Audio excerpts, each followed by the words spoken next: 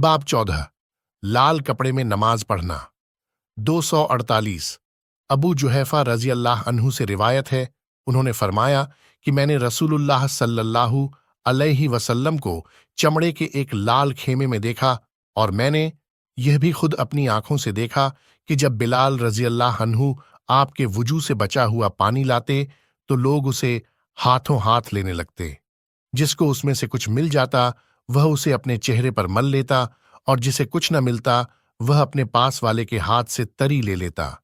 फिर मैंने बिलाल रजी अल्लाह अन्हु को देखा कि उन्होंने एक छोटा नेजा उठाकर गाड़ दिया, और नबी सल्लल्लाहु अलैहि वसल्लम एक लाल जोड़ा पहने हुए दामन उठाए आए और छोटे नेजे की तरफ रूख करके लोगों को 2 रकात नमाज पढ़ाई।